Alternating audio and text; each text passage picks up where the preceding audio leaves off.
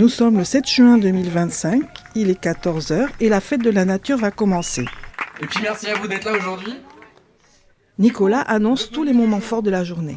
À 16 h, il y a un goûter offert, mais avant, il y a une expo de street art et d'histoire de l'art qui a été organisée par les jeunes du centre social de GP Intensité. En continu, on a aussi les grands jeux en bois du centre d'animation.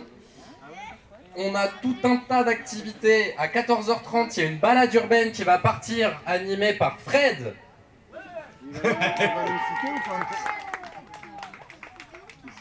Nina va aussi organiser une visite du jardin partagé de Local Attitude.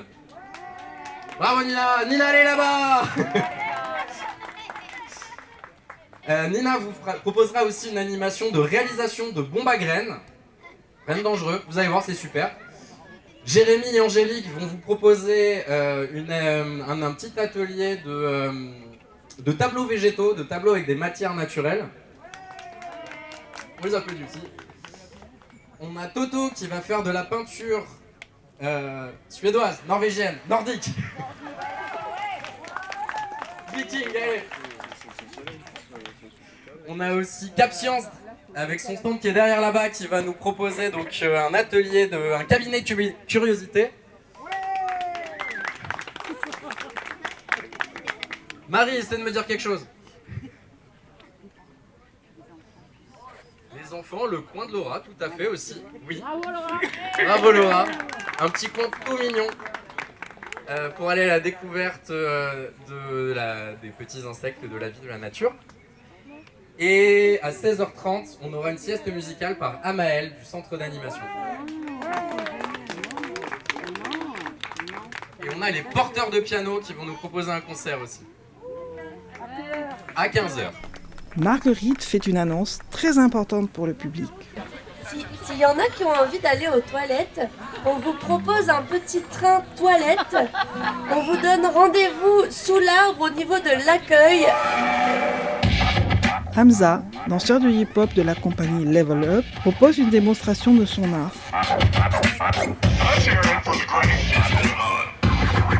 La balade urbaine menée par Fred et Bada va bientôt partir.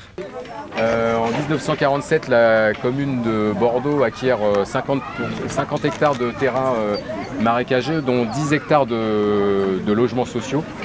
Et donc elle fait venir principalement des gens du quartier de Mériadec, donc des migrants d'Europe de l'Est, d'Afrique du Nord et espagnols, qui étaient dans des logements plutôt insalubres dans le quartier de Mériadec et qui en fait, il faut savoir qu'à l'époque c'était un luxe d'avoir une salle de bain, donc on leur proposait en moyenne des appartements des T3 de 60 mètres carrés, donc un peu plus confortables. Donc à partir de 1955 les travaux démarrent et se terminent à peu près au début des années 80. Il faut savoir que le quartier du Grand Parc a été longtemps considéré comme étant à la périphérie de Bordeaux, alors qu'on est seulement à 800 mètres des Quinconces, à pied, ce qui n'est pas si loin. Et que tout autour du quartier du Grand Parc, vous avez plusieurs quartiers aisés. De l'autre côté des boulevards, derrière vous avez le Bouscat, la place Ravesi, Bruges, Ézine, un peu plus loin Saint-Médard. Et puis un peu plus au nord, vous avez évidemment Bacalan, Saint-Louis, les Chartrons, jardin public. Voilà, quand on avance comme ça progressivement du nord vers le sud. Donc ça c'est un peu l'historique du quartier.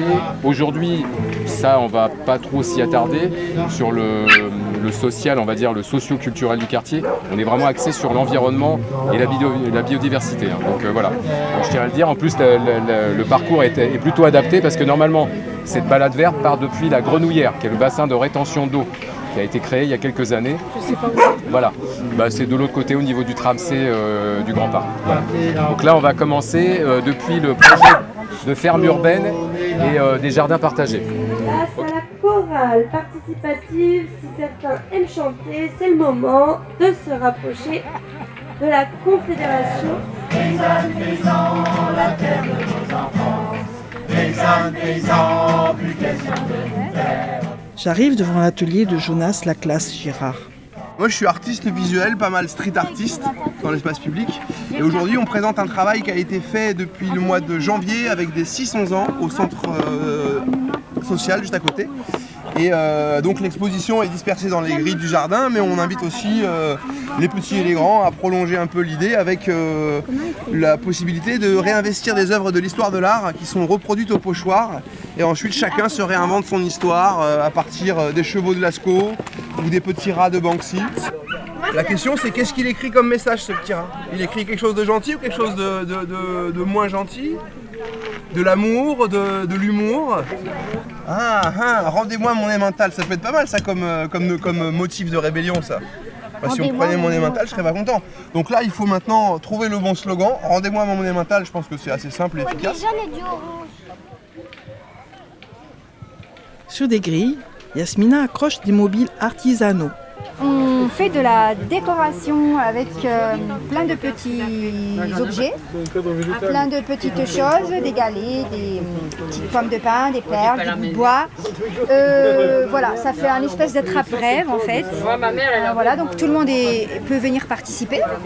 Et sinon, il y a aussi un panneau végétal, un cadre végétal plutôt, qui a été fait avec la participation de certaines personnes.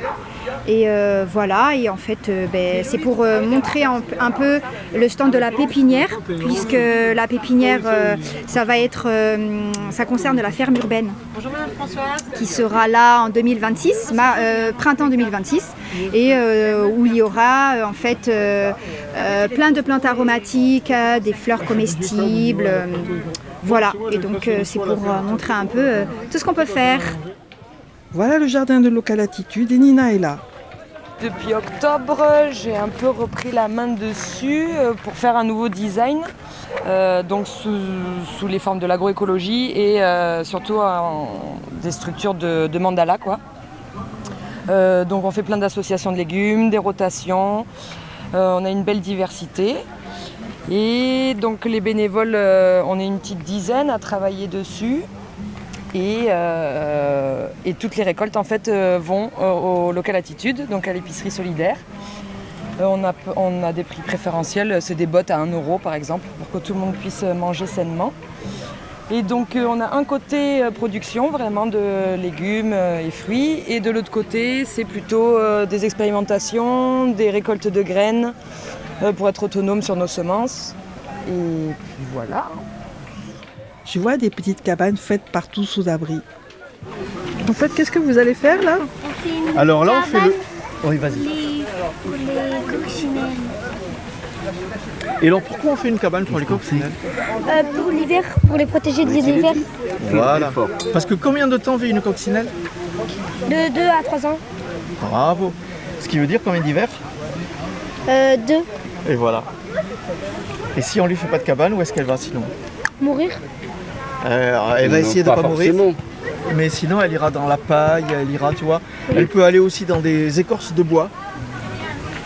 Et c'est pour ça que nous on la met dans une cabane en bois en fait. Mais pour la réchauffer aussi. Ouais. Toto en pleine action. L'histoire que je raconte, que j'ai découverte, c'est un roi qui voulait absolument, qui a fait une commande de peinture pour sa maison, son château. Et il voulait absolument un rouge royal. Et il était tellement fier de son rouge royal qu'à un moment donné, comme il recevait quelqu'un, soit une princesse peut-être on peut imaginer, il a voulu que tout le village soit rouge royal. Et à partir de ça, ils se sont servis de la recette pour continuer à faire d'autres couleurs. Et on a la peinture hollandaise ou suédoise plutôt, peinture suédoise, norvégienne. On va l'appeler la peinture des Vikings. Et elle est à base de quoi? Alors, elle est à base, alors tout est naturel, elle est à base de farine. Tu fais d'abord une colle de farine. Alors la colle de farine, c'est de l'eau et de la farine. Ça se fait cuire. Là-dedans, tu vas mettre de l'huile de lin et des pigments. En tendre pigments, c'est de la poudre colorée. Tu as des jaunes, des rouges, des bleus, etc. Tu mets soit un petit peu de vinaigre, parce qu'il faut un antifongique qui empêche les moisissures de se mettre dessus, soit de l'oxyde de fer.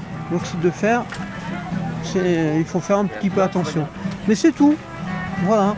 Et ça se cuit en 3 fois un quart d'heure. Et ça devient des couleurs différentes. Et ça dure 5, 10 ans. Et c'est sur les maisons. Si vous avez en tête les maisons hollandaises, que l'on voit souvent dans les documentaires, c'est très coloré. Et ça dure 10 ans dehors. Il n'y a pas de moisissure, il n'y a rien. Ça tient très... Et ça revient à 1 € le litre. C'est sympa, tu peux faire ça chez toi. Hein. Il y a un peu de cuisine. Et donc là, à l'atelier, tu proposes d'essayer ces peintures voilà, aux gens qui ont envie. Voilà, je propose d'essayer ces peintures. Donc il y a 4-5 couleurs différentes. Voilà. Et dans ces 4-5 couleurs différentes, ils vont commencer à faire un dessin. Tu vois, on a besoin de moi, donc je vais. Bon, je vous laisse continuer. Merci, Michel. Je passe à côté de Prosper MacGregor à la trompette et de son complice à la guitare. Bella ciao.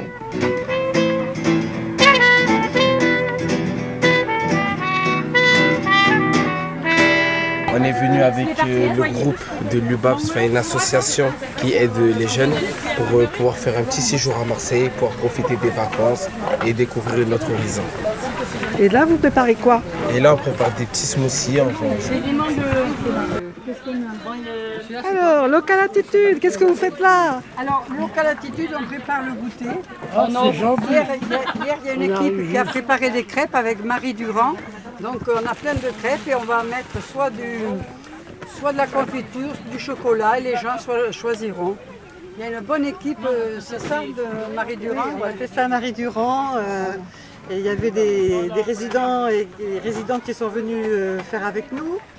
On a chanté, on a dansé, enfin c'était très très sympa. Ah ben tu perds la tête.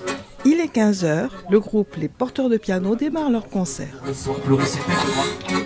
Elles y font la grimace, en dansant à l'air aveugle, qui pour quelques opaules les ont passés en vrai pour remplir son pactole.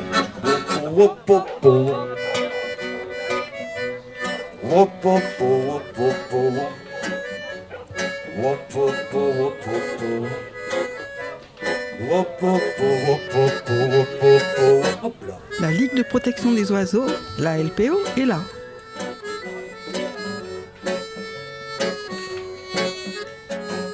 Ici sur ce stand, un petit stand de Cap Science. Donc on propose notre ressource cabinet des curiosités. Donc plein d'éléments à voir et observer.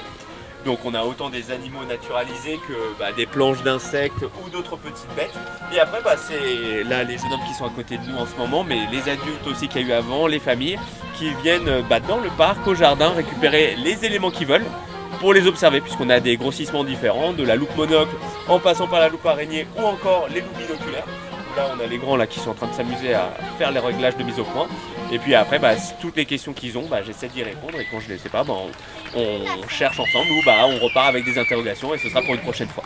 Alors moi j'ai proposé un atelier qui s'appelle les petits explorateurs. Laura m'explique son atelier. Et c'est adressé même aussi pour des enfants mais aussi des adultes, c'est de bébés à adultes. Et donc il y a un atelier transvasement de graines, un atelier exploration pour essayer de trouver des insectes et ensuite aussi des cartes pour essayer d'identifier les plantes et les insectes et aussi la présentation du jardin collectif du quartier. Voilà. En attendant que la sieste musicale commence, je vais voir les grands jeux qui sont de sortie. Papa, tiens. Oui, tu vois les bouilles. C'est comme ça.